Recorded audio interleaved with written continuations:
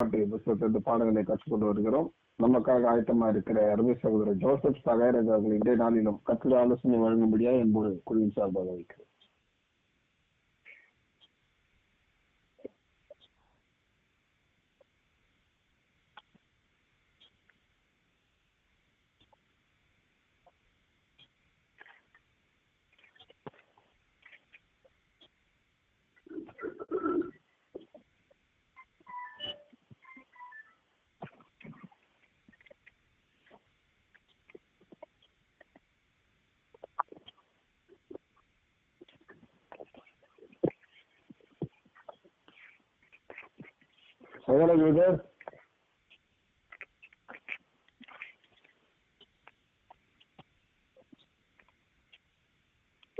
Sorry brother.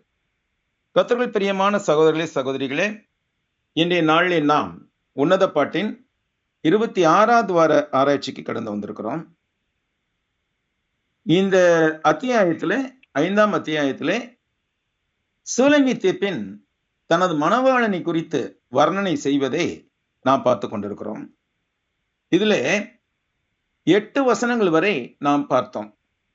இப்பொழுது எருசலேம் பெண்கள் விசாரிக்கிறார்கள், சூலமித்திய பெண்ணிடம் விசாரிக்கிறார்கள். மத்தவங்களாம் வந்துட்டாங்க, எல்லாம் வந்துட்டாங்க. ராஜாமணி கூப்பிட்டாரு. எருசலேமின் பெண்கள் வினாவுவதை நாம் 9ஆம் வசனத்திலே பார்க்கிறோம். சூலமித்திய பெண்ணிடம் எருசலேம் பெண்கள் வினாவுகிறார்கள். என்ன வினாவுகிறார்கள்? வசனத்தை வாசிப்போம். ஸ்திரீகளுக்குள் ரூபவதியே, மற்ற நேசரை பார்க்கிலும் உன் நேசர் எதில் விசேஷித்தவர்? நீ இப்படி எங்களை ஆணையிட மற்ற நேசரை பார்க்கிலும் உன் நேசர் எதனால் விசேஷித்தவர் என்று கேட்கிறார்கள்.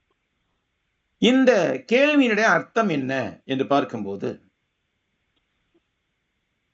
இந்த வசனத்தில் எருசலேம் குமாரத்திகள் அல்லது மணப்பெண்ணின் தோழிகள் சூலமித்திய பெண்ணிடம், பெண்களுக்குள்ளே மகா அழகுள்ளவளே, மற்ற நேசரை பார்க்கிலும் உம்முடைய நேசர் எவ்விதத்தில் விசேஷித்தவர்? மற்ற நேசரை பார்க்கிலும் உம்முடைய நேசர் எவ்விதத்தில் விசேஷித்தவர் என்று நீர் எங்களிடம் இப்படி ஆணையிடுகிறீர் என்று கேட்கிறார்கள். இந்த கேள்வி மணப்பெண்ணின் தீவிரமான ஏக்கத்தையும் தன் நேசரின் தனித்துவத்தின் மீதான அவளது பிடிவாதமுள்ள கொள்கையையும் எடுத்து காட்டுகிறது. இது அவளை தூண்டி அவரது நிகரற்ற அழகை பற்றிய ஒரு விரிவான உணர்ச்சிபூர்வமான விளக்கத்தை வசனங்கள் 10 to 16 கொடுக்க செய்கிறது. இது கிறிஸ்துவின் தெய்வீக பரிபூரணத்தையும் விசுவாசிகளுக்கு எப்போதும் அவர் தருகின்ற இணையற்ற மதிப்பையும் அடையாளப்படுத்துகிறது. இது நேசத்தில் வெளிப்புற சந்தேகமானது உள்ளான மன உறுதியை சந்திக்கும் ஒரு முக்கியமான வேலையாகும்.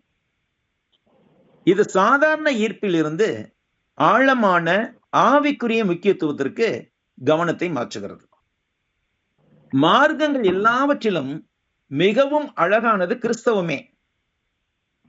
கிறிஸ்துவின் நிமித்தமாக கிறிஸ்தவர்களுக்கு இவ்வுலகில் ஒரு சிறந்த மதிப்பு கிடைக்கிறது.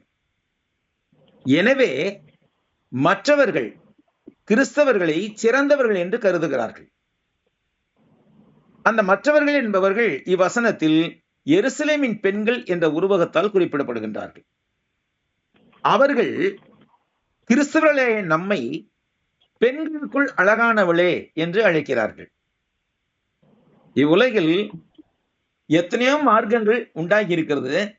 ஆனால் கிறிஸ்தவ மார்க்கம் ஒரு தன்னிகரற்ற தலைவரை கொண்டுள்ளது. கிறிஸ்து எவ்வகையில் மற்ற மார்க்க தலைவர்களை விட சிறந்தவராய் இருக்கின்றார் என்று உலகில் ஒருவர் கேட்பார் என்றால் நாம் அவருக்கு வேதாகமத்திலிருந்தே பதில் கொடுக்க முடியும். பிலிப்பியர் 2:5 to 11 இவ்வாறு நாம் வாசிக்கின்றோம். கிறிஸ்து இயேசுவில் இருந்த சிந்தையே உங்களிலும் இருக்க கடவது. அவர் தேவனுடைய ரூபமாய் இருந்தும் தேவனுக்கு சமமாய் இருப்பதை கொள்ளையாடின பொருளாக எண்ணாமல் தம்மை தாமே வெறுத்து அடிமையாக்கி தம்மை தாமே வெறுமையாக்கி அடிமையின் ரூபம் எடுத்து மனுஷ சாயலானார்.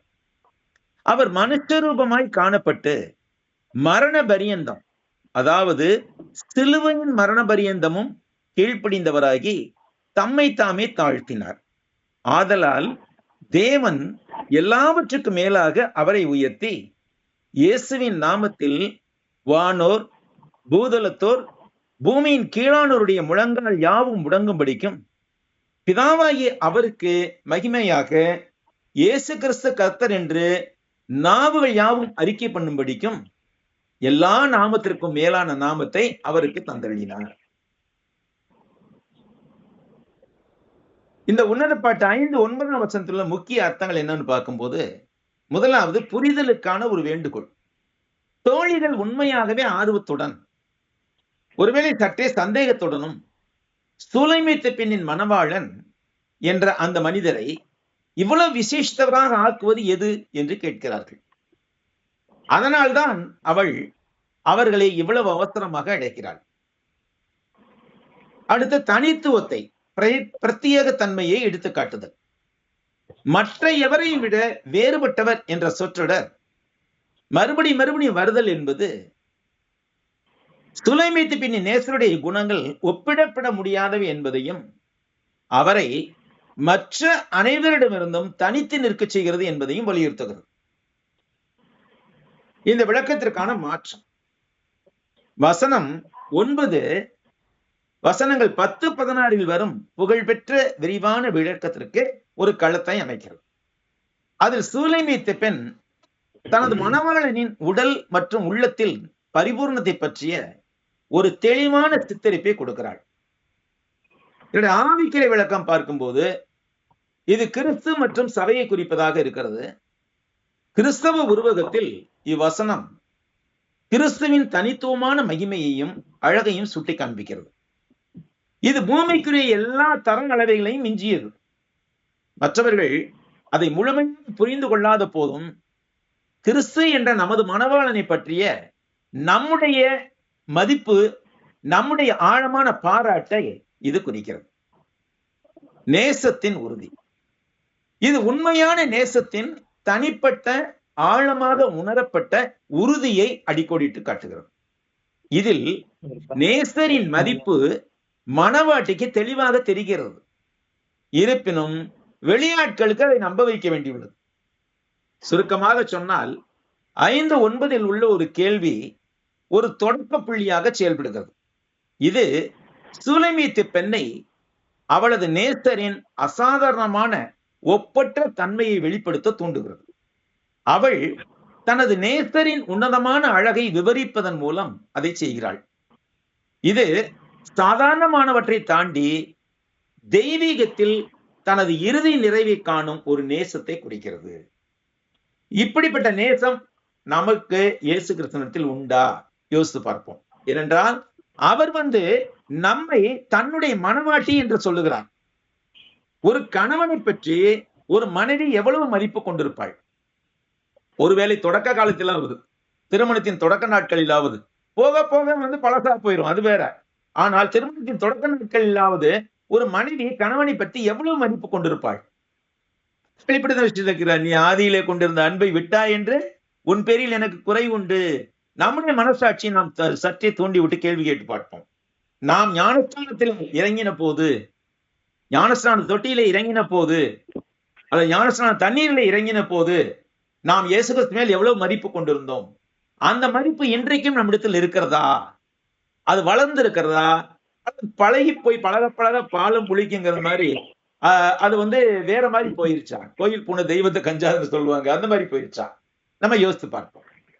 இப்பொழுது சூலைமீத்து பெண்ணின் பதிலுரை, இது 10-16 வசனங்கள் வரை உள்ளது. அதுல 10வது வசனம் என் நேசர் வெண்மை சிகப்புமானவர், 10,000 பேர்களில் சிறந்தவர். இந்த வசனத்திலே மேலோட்டமான அர்த்தம் என்ன? சாலமோனின் பாடல் 5:10 உள்ள என் நேசர் வெண்மையும் சிவப்புமானவர், 10,000 பேருக்குள்ளும் சிறந்தவர் என்ற வசனம் நேசரை போற்றுதலையும் அவருடைய அன்பை வெளிப்படுத்துவதிலும் உள்ள ஒரு அழகான அறிவித்தலாக இருக்கிறது. வெண்மை என்ற சொல் தூய்மையையும் நீதியையும் குறிக்கிறது. அதே சமயம் சிவப்பு என்ற சொல் உயிர் சக்தியையும் ஆரோக்கியத்தையும் குறிக்கிறது. இவை இரண்டும் சேர்ந்து உடல் ரீதியாக கவர்ச்சிகரமாக இருப்பது மட்டுமல்லாமல் தார்மீக மற்றும் ஆன்மீக ஒருமைப்பாட்டையும் கொண்ட ஒருவருடைய பிம்பத்தை உருவாக்குகிறது. 10,000 பேருக்குள்ளும் சிறந்தவர் என்ற சொற்றொடர் நேசிக்கப்படுபவர், பலருக்கு மத்தியில் தனித்து நிற்கிறார் என்பதை குறிக்கிறது. இது ஒரு தனித்துவமான மற்றும் பொக்கிஷம் போன்ற முக்கியத்துவத்தை உணர்த்துகிறது. இந்த வசனம் மேலோட்டமான தோற்றத்துக்கு அப்பால் சென்று ஒரு அன்பான உறவில் இருக்கும் முழுமையான அழகை அங்கீகரிக்கவும், நேசிக்கப்படுபவரின் உடல் மற்றும் ஆன்மீக பண்புகளை போற்றவும் நம்மை அழைக்கிறது.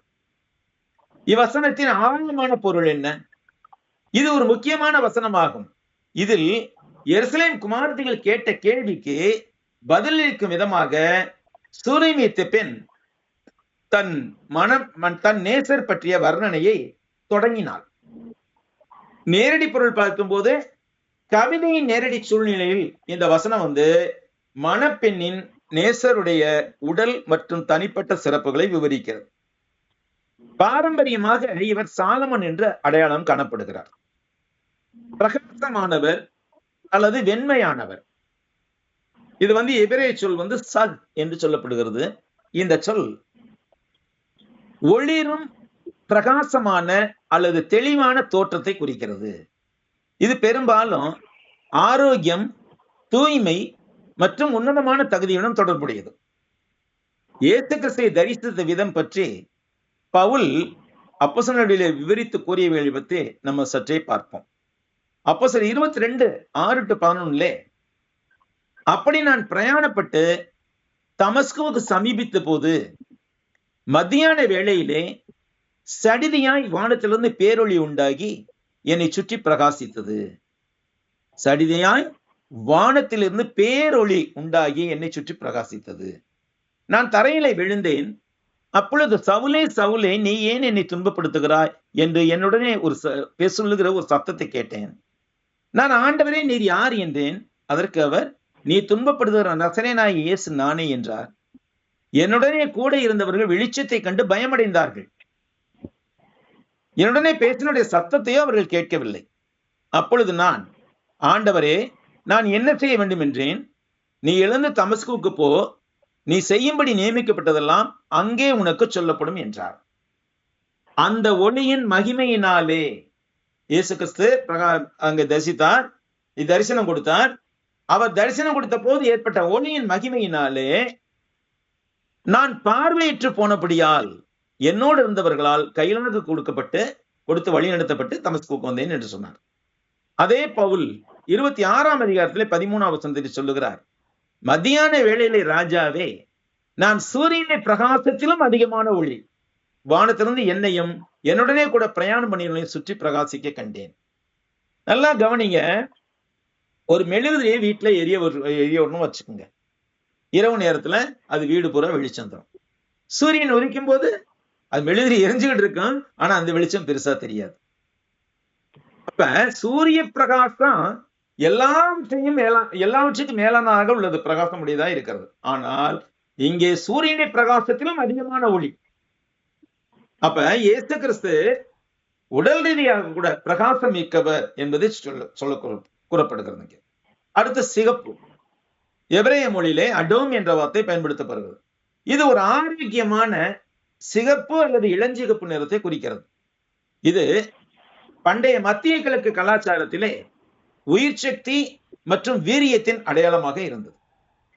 இது மணவாளன் என்று இங்கே விவரிக்கப்படுகிற சாலமோனுடைய தந்தையான தாவீது ராஜாவின் வர்ணனையை எதிரொலிக்கிறது. 1 சாமுவேல் 16:12 சாமுவேலை பற்றி அங்கே வர்ணிக்கப்படுகிறது. தாவீதை பற்றி வர்ணிக்கப்படுகிறது. அந்த வர்ணனைக்கு இது எதிரொலிக்கிறது. அடுத்து 10,000 பேருக்குள்ளும் சிறந்தவர். இந்த சொற்றொடர் மற்ற எல்லோரையும் விட அவருடைய தனித்துவத்தையும் மேன்மையையும் வலியுறுத்துகிறது. இதற்குரிய எபிரேய சொல்லான டகுல் என்பதற்கு கொடியேந்தியவர் அல்லது தலைவர் என்று பொருள்படும். ஒரு சேனை வருகிறது என்றால் அதுல அந்த தளபதி அல்லது தலைவர் என்று சொல்பவர் முன்னாடி கொடி பிடிச்சிட்டு வருவார். அப்ப கொடியேந்தியவர் அல்லது தலைவர் என்று பொருள்படும். இது ஒரு மாபெரும் இராணுவத்தின் தலைப்பில் ஒரு கொடியேந்துபவரை போல அவர் தனித்து நிற்கிறார் என்பதை குறிக்கிறது. உருவகம் மற்றும் அடையாள பொருள். பல கிறிஸ்தவ மரபுகளில் இந்த வசனத்தை இயேசு கிறிஸ்துவுக்கும் அவருடைய சபைக்கும் இடையிலான உறவினை குறியிட்டு பிரதிநிதித்துவமாக விளக்குகின்றார்கள். தெய்வீக மற்றும் மனித இயல்பு. வெண்மை அல்லது பிரகாசம் என்பது கிறிஸ்துவின் தெய்வீக மகிமை, தூய்மை மற்றும் பரிசுத்தத்தை குறிக்கிறது. அதே வேளையில் சிகப்பு என்பது அவருடைய மனித இயல்பையும் மனித குலத்திற்காக சிந்தப்பட்ட அவருடைய பரிசுத்த இரத்தத்தையும் குறிக்கிறது. மேன்மை. 14 சிறந்தவராக இருக்கிறார் என்பது எல்லா தூதர்களுக்கும் மனிதர்களுக்கும் மத்தியில் கிறிஸ்துவே பிரதானமானவர் என்ற அவருடைய மேன்மையையும் சபையின் தலைவராக இருந்து அவர் ஆற்றுகின்ற பங்கையும் சுட்டி காண்பிக்கிறது. சிறந்த அன்பின் வெளிப்பாடு.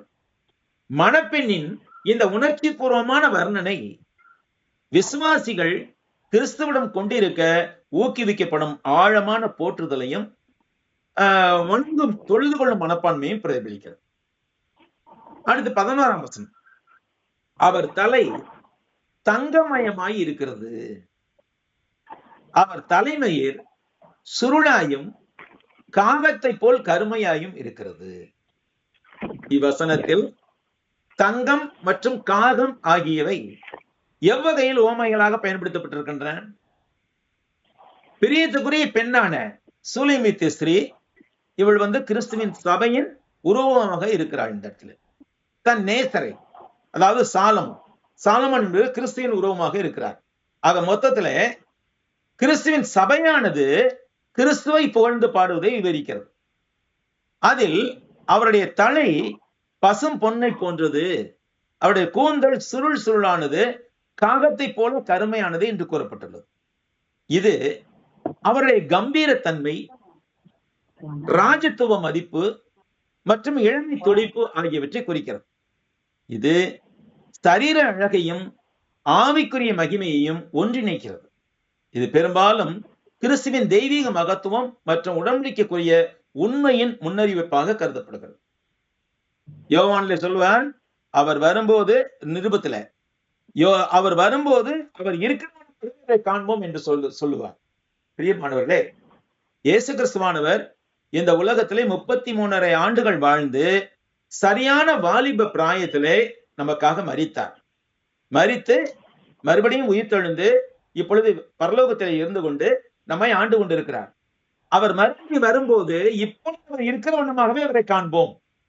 அப்ப சரியான வாலிப பிராயத்திலே இருக்கிறார். 33.5 வயது. அவருக்கு அதுக்கப்புறம் வயது ஆகல. அப்ப என்று பார்க்கும்போது அவர் கம்பீரமான தூய்மையும் ராஜத்துவ மதிப்பையும் இளமை துடிப்பையும் கொண்டவராயிருக்கிறார். இது ஒரு வகையிலே சரீர அழகையும் ஆவிக்குரிய மகிமையும் ஒன்றிணைக்கிறது. இது பெரும்பாலும் கிறிஸ்துவின் தெய்வீக மகத்துவம் மற்றும் உடன்படிக்கைக்குரிய உண்மையின் ஒரு முன்னறிவிப்பாக கருதப்படுகிறது. அதே வேளையில் சரீரப்பிரகாரம் பார்க்கும்போது இது இயல்பான திருமண நெருக்கத்தையும் ஆசைகளையும் போற்றுகிறது. தங்கத்தின் உருவகம் உச்சபட்ச மதிப்பு. அந்த நாட்கள்ல இந்த நாட்களையும் சரி, தங்கம் என்பது விலையுயர்ந்த மதிப்புமிக்க உலோகமாக கருதப்பட்டுக் கொண்டிருக்கிறது. தங்கத்தை விட விலையுயர்ந்தவெல்லாம் எத்தனையோ பொருட்கள் இருக்கின்றன. ஆனாலும் கூட தங்கம் என்று சொல்லுகின்ற போது அதனுடைய நிறம், அதனுடைய மதிப்பு, அதனுடைய டென்சிட்டி, அதனுடைய கரையாத தன்மை, இவையெல்லாம் வச்சு பார்க்கும்போது அது ஞானம் மற்றும் தெய்வீக தொடர்பை குறிப்பதாக இருக்கிறது. அதே சமயம் காகம் போன்ற கூந்தல் என்பது ஆரோக்கியத்தையும் வீரியத்தையும் குறிக்கிறது. இது தங்கத்துடன் முரண்பட்டு ஒரு செழுமையான இணக்கமான அழகை காட்டுகிறது. முக்கிய விளக்கங்கள். தங்கத்தின் குறியீட்டு பொருள் பசும்பொன் என்று சொல்லப்படுகிறது. எபிரேயத்துல இது கெடம்பாஸ் என்று அழைக்கப்படுகிறது. தங்கம் நிகரற்ற தூய்மை, அரசத்துவ பண்பு, ஞானம் மற்றும் தெய்வீக பரிபூர்ணத்தை பற்றி பேசுகிறது. இது கிறிஸ்துவின் உள்ளார்ந்த மகிமை மற்றும் அதிகாரத்தை சுட்டி காட்டுகிறது. சுருளான காகம் போன்ற கருமையான கூந்தல், இது சரீர கவர்ச்சி, இளமை மற்றும் ஆரோக்கியம் மற்றும் செழுமையை எடுத்து காட்டுகிறது. சரீர மற்றும் ஆவிக்குரியவற்றின் ஒன்றிணைப்பு இங்கே. இந்த வசனம் புலப்படக்கூடிய, கண்ணால் காணக்கூடிய பூமிக்குரிய அழகை அதீதமான ஆவிக்குரிய குணங்களுடன் ஒன்றிணைக்கிறது. மேலும் இது தூய்மையான மனித அன்பு மற்றும் தெய்வீக அன்பை பிரதிபலிக்கிறது மற்றும் இது தேவனை மேம்படுத்திய நோக்கம் கொண்டது என்பதை சுட்டிக்காட்டுகிறது. முன்மாதிரியான அர்த்தம், இது கிறிஸ்டாலஜி அதுல வரக்கூடிய ஒரு முன்மாதிரியான அர்த்தம். கிறிஸ்தவ இயல் என்று பார்க்கும்போது பல கிறிஸ்தவ விளக்கங்கள் நேசரை கிறிஸ்துவின் ஒரு முன்மாதிரியாக காட்டுகின்றன. அவருடைய மகிமையான தலை, மனித வடிவத்தில் கூட அவருடைய தெய்வீக இயல்பு மற்றும் பரிபூர்ண ஞானத்தை குறிக்கிறது. இந்த அதிகாரம் 5 கான்டெக்ஸ்ட், சூழல் என்னவென்று பார்க்கும்போது இந்த வசனம் மணவாட்டி தன் மணவாளனுக்காக ஏங்குவதை தொடர்ந்து வருகிறது. சபையானது கிறிஸ்துவின் வருகைக்காக காத்திருப்பதை குறிக்கிறது. மேலும் அவருடைய மற்ற அம்சங்களை பற்றிய அவருடைய விளக்கத்திற்கு முன்னதாக வருகிறது. அவள் ஆரம்பத்தில் கதவை திறக்க தயங்கினாள் இந்த அத்தியாயத்தின் தொடக்கத்திலே. இருந்தாலும் இறுதியில் அவளுடைய ஏக்கம் அவளை தூண்டிற்று.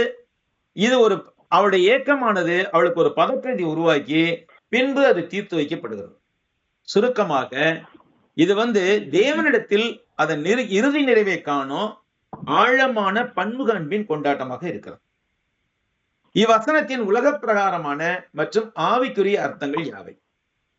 உலக பிரகாரமாக இது கம்பீரமான, துடிப்பான மற்றும் ஆரோக்கியமான தோற்றத்தை பற்றி பேசுகிறது. திருமணத்தில் உள்ள இயல்பான ஈர்ப்பை உறுதிப்படுத்துகிறது. அதே சமயம் ஆவிக்குரிய வகையில் இது கிறிஸ்துவின் தெய்வீக மதிப்பு, ஞானம், மகிமை மற்றும் உடன்படிக்கையின் தூய்மையை சுட்டிக்காட்டுகிறது. இதில் தங்கம் தெய்வீகத்தை குறிக்கிறது மற்றும் கருமையான முடி இளமை திறனை குறிக்கிறது. இது மகிமைப்படுத்தப்பட்ட உயிர்த்தெழுந்த கிறிஸ்துவை சுட்டிக்காட்டுவதாய் இருக்கிறது.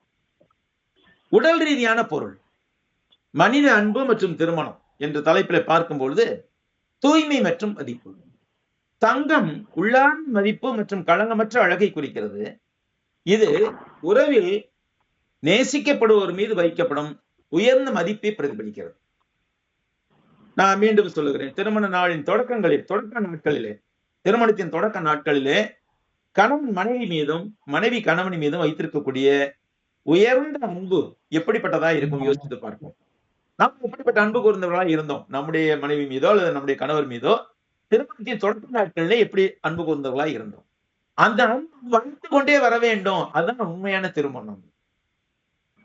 பழந்து போனதுக்கு ஒரு மாதிரி ஒரு சலிப்பா இருந்தது பல பேருக்கு. அந்த மாதிரி போகவே கூடாது. திருமண உறவில் என்றைக்குமே ஆதியிலே கொண்டிருந்த அன்பு கடைசி வரை இருக்க வேண்டும். உயிர் சக்தி மற்றும் இளமை, காகத்தின் முடி போன்ற கருமையான அடர்த்தியான முடி ஆரோக்கியம், வீரியம் மற்றும் இளமை கால கவர்ச்சியை வெளிப்படுத்துகிறது. இது திருமணத்தில் நீடித்த நெருக்கத்துக்கு இன்றியமையாதது. பரஸ்பர மகிழ்ச்சி. இந்த விரிவான விளக்கம் தம்பதியினர் ஒருவருக்கொருவர் கடவுளால் தரப்பட்ட உடல் அழகை ஒரு நன்மையாக எவ்வாறு பாராட்டலாம் மற்றும் எவ்வாறு பாராட்ட வேண்டும் என்பதை காட்டுகிறது. இது நீண்டகால திருமண திருப்தியை வளர்க்கிறது. இப்ப ஆவிக்குரிய பொருளுக்கு வருவோம். கிறிஸ்து மற்றும் சபை.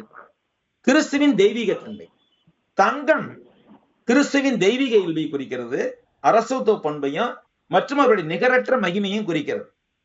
இது வெளிப்படுத்தின சுவிசேஷத்தில் அவரை பற்றிய விளக்கங்களுடன் நினைவாகிறது. ஞானம் மற்றும் தலைமைத்துவம். ஒரு பொன்னான தலை உச்சபட்ச ஞானத்தையும் தெய்வீக அதிகாரத்தையும் குறிக்கிறது. உடன்படிக்கையின் தூய்மை. இந்த உருவகம் தெய்வீக மணவாளனாகிய கிறிஸ்துவின் பரிபூரண தூய்மையையும் மாறாத உண்மையையும் சுட்டிக்காட்டுகிறது. படைப்பாளனின் கைவினை திறன். இது மனித அழகு மற்றும் இயற்கை உலகம் இரண்டிலும் தேவனின் கலைத்திறனையும் மகிமையும் காண ஊக்குவிக்கிறது. சுருக்கமாக சொன்னால் இந்த வசனம் பூமிக்குரிய நேசத்தையும் தெய்வீக சத்தியத்தையும் ஒத்திசைவு பெற வைக்கிறது. மனித அன்பிற்கான தேவனுடைய திட்டமானது அவருடைய சொந்த மகிமையான பண்புகளை பிரதிபலிக்கிறது என்பதை காட்டுகிறது. இது உயிர்த்தெழுந்த கிறிஸ்துவில் உச்சகட்டத்தை அடைகிறது. அடுத்து 12ஆம் வசனத்துக்கு வருகிறோம். அவருடைய கண்கள் தண்ணீர் நிறைந்த நதிகளின் ஓரமாய் தங்கும் புற கண்களுக்கு ஒப்பானவைகளும் பாலில் கழுவப்பட்டவைகளும் நேர்த்தியாய் பதிக்கப்பட்டவளுமாய் இருக்கிறது. இதுல நம்ம கற்பனை பண்ணுகிறதுக்கான ஒரு காரியத்தை மறைவாக விட்டு சென்றிருக்கிறது. எபிரேய மொழியிலே இப்படித்தான் இருக்கிறது. அந்த பாலில் கழுவப்பட்டவர்கள் நேர்த்தியாய் பதிக்கப்பட்டவர்கள் எவை? ரத்தினங்கள் என்று நாமே அதை யோகம் பண்ணிக்கொள்ளலாம். மணவாளனின் கண்களை மணவாட்டி எதனுடன் ஒப்பிட்டாள்? இவ்வசனம் நேசரின் கண்களை நீரோடைகளின் அருகே உள்ள புறாக்களை போலவும் பாலில் கழுவப்பட்டு ரத்தனங்களை போல் பதிக்கப்பட்டவை விவரணிக்கிறது. ரத்தனங்கள் என்ற வார்த்தை எபிரேய மொழியிலே வரவில்லை. அது நம்ம யோகம் பண்ணிக்கணும். இது தூய்மை, அமைதி, வாழ்வு மற்றும் எல்லையற்ற மதிப்பை குறிக்கிறது. இது திருமணத்தில் தீவிரமான ஈர்ப்பையும் கிறிஸ்து தம் பிரியமானவள், அதாவது சபை மீது, சபை அல்லது தனிப்பட்ட விசுவாசி மீது செலுத்தப்படும் மகிமையான தூய்மையான பார்வையை குறிக்கிறது. சாதாரணமாக சொல்லுவார்கள், உள்ளத்தின் கதவுகள் கண்கள் தான் என்று சொல்வார்கள். அப்ப கண்களிலேயே ஒருவருடைய யோகிய தன்மை, ஒரு ஒழுக்கத்தன்மை எல்லாமே புரிந்துவிடும் நமக்கு. அப்ப சரீர ரீதியாக இது மென்மையான, அமைதியான, தெளிவான மற்றும் ஒளிரும் கண்களை சித்தரிக்கிறது. மணவாளன் மணவாட்டியை பார்க்கும் போது அந்த கண்களிலிருந்தே அவள் அவருடைய எண்ணத்தை புரிந்து கொள்கிறாள். ஆவிக்குரிய ரீதியாக இது பரிசுத்தாவியானுடைய சாந்தம், தேவனுடைய ஜீவன் தரும் பிரசன்னம் மற்றும் கிறிஸ்துவின் கண்களின் வழியாக காணப்படும் விசுவாசியின் உள்ளார்ந்த மதிப்பை பற்றி பேசுகிறது. சரீரப்பட அர்த்தங்கள் பார்க்கும்போது மனித அன்பு, இது நெஃபேஸ் என்று சொல்லப்படுகிறது. தூய்மை மற்றும் மென்மை. புறம் என்ற உருவகமானது மென்மையான, தீங்கற்ற, தூய்மையான மற்றும் உண்மையுள்ள அன்பை குறிக்கிறது. இது களங்கமற்ற அழகையும் அதனால் ஏற்படும் ஆழ்ந்த நெருக்கத்தையும் பிரதிபலிக்கிறது. உண்மையிலேயே ஒரு புருஷன் தன் மனைவியின் மீது அன்பாக இருக்கிறான் என்றால் அதை அறிந்து கொள்வாள் மனைவி. அதை அறிந்து கொண்டு அதற்கேற்ற வகையிலே அவனுக்கு மரியாதை கொடுப்பாள்.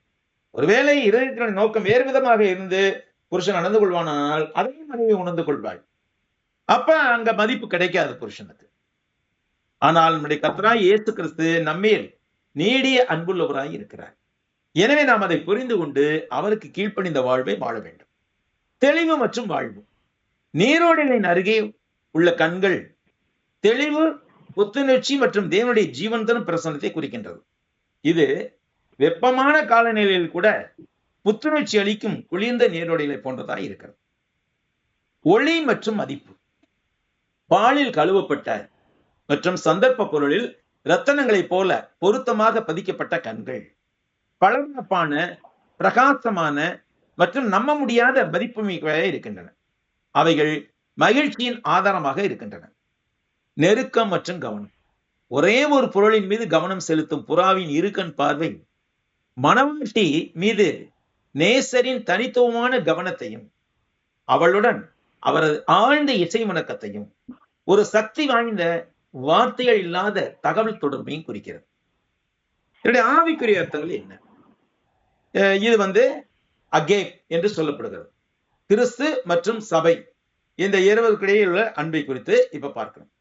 கிறிஸ்துவின் பார்வை. நேசர் என்ற உருவகம் கிறிஸ்துவை குறிக்கிறது. அவருடைய கண்கள் நம்மை பார்க்கின்றன ஒரு புறாவை போல. இது ஒருவேளை பரிசுத்த ஆவியானுடைய கண்ணோக்கம் என்னும் கூறலாம்.